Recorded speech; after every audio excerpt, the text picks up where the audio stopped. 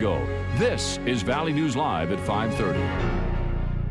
We're still following a developing story after an officer-involved shooting in Becker County. Authorities are still investigating the circumstances surrounding the police chase that led to the shooting just east of Abadan. Valley News Team's Molly Casey has been following this story and spoke with people in the area who said they saw the incident. We're also hearing word that there is some breaking news in this case. Molly, what can you tell us? Well, Christine, the residents I spoke with said incidents like this don't happen often, and it's left the community wanting answers, and we may have just gotten some. We just got word that the individual that was identified in the shooting has been identified as Dean Robert Minerath of West Fargo. Now, the chase, it seems, has started on County Road 5 and then east on U.S. Highway 10. And Minnesota State Patrol was involved in the pursuit, but it was mainly done by the Becker County Sheriff's Department.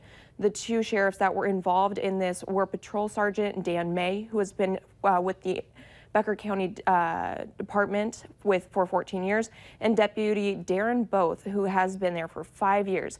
Now, the individual that was shot, Dean Robert Minerath, was taken to a Fargo hospital for his injuries. We're still not sure of his current condition, but the passenger who was in Minerath's vehicle during the pursuit was interviewed by the BCA about the incident and released. So we have spoken with individuals who were at the scene or saw the scene, and they weren't all too pleased by what they saw. Seen 3 cops on top of the dude, or 2 cops. Looked like they were trying to get him handcuffs or something. I don't. Around 8 o'clock, it was about 7 or 8 cops went by with just their lights on, and then we had people coming in all night saying that they heard that it was a high-speed chase and spike strips got deployed.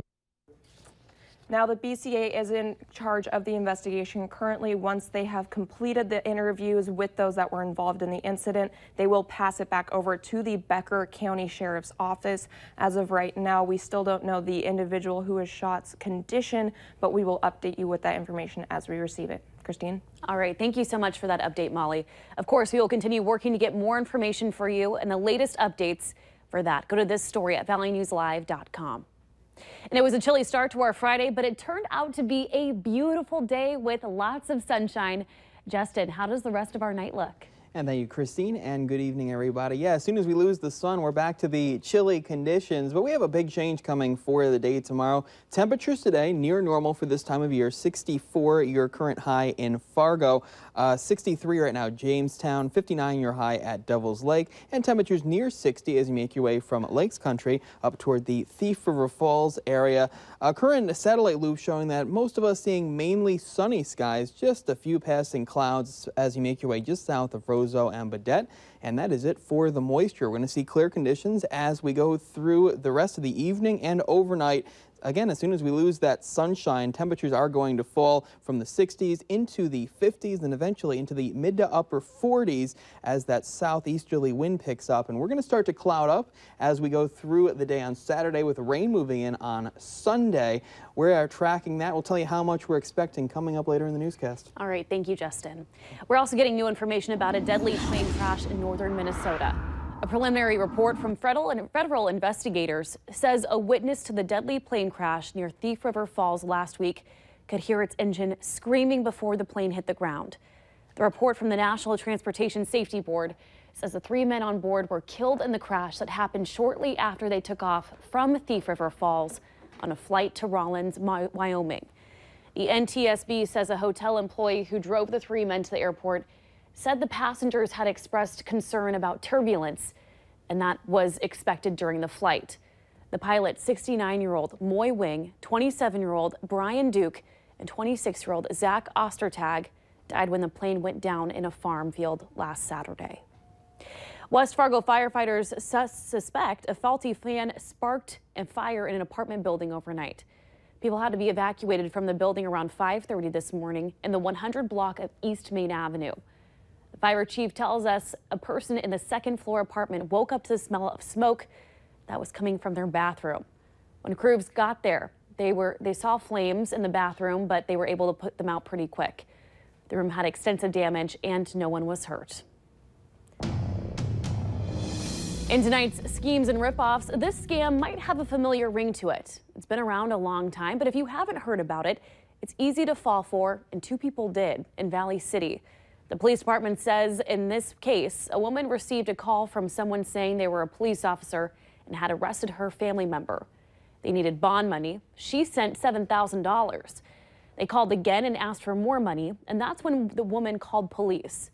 Officers are reminding you, no law enforcement agency will ever call requesting money to bail someone out of jail. They wouldn't ask you to send cash via UPS, FedEx, or USPS.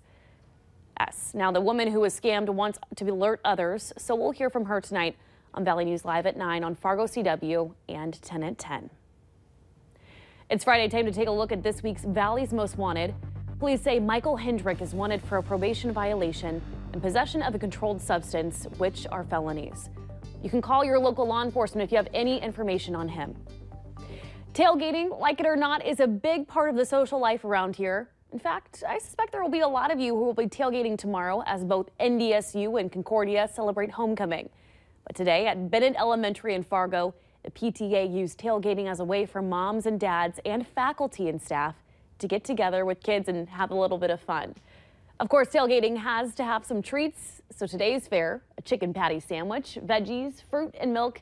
And just like you may see tomorrow, the football got tossed around a little bit too. The PTA says this is a good informal way for everyone to get together just early in the school year and get a chance to look ahead and know each other a little bit better. And for Ryland and Steve Fisher, it's also kind of a day off. I get to get out of school, and because we've been sitting doing math most of the day. I used today to play hooky from work because I've got another son that's coming out here after this, so I get 2 lunches today. This is the 14th year the Bennett PTA has hosted this fall tailgating lunch. And remember to like Valley News Live on Facebook. You'll be able to follow all the latest news, weather, and breaking news updates anytime on your feed. Go ahead and search Valley News Live, like our page, and you'll stay informed throughout the entire day. Moorhead Police welcomed 3 new officers to their department this afternoon in a special ceremony. Anastasio Hermes, Nathan Taylor, and Paul Skoglund took the oath of office to join the police force. Badges, as you can see, were pinned by family members or their loved ones. Moorhead Mayor Delray Williams was also there to congratulate the new officers. You know, the changes that happen are changes that are happening in society. We need to look at that. Our department needs to look like our community. So I think it's only to the benefit of our community and our department that we bring in fresh blood on a regular basis. And after the ceremony, all that attended enjoyed refreshments and cake from the department. After a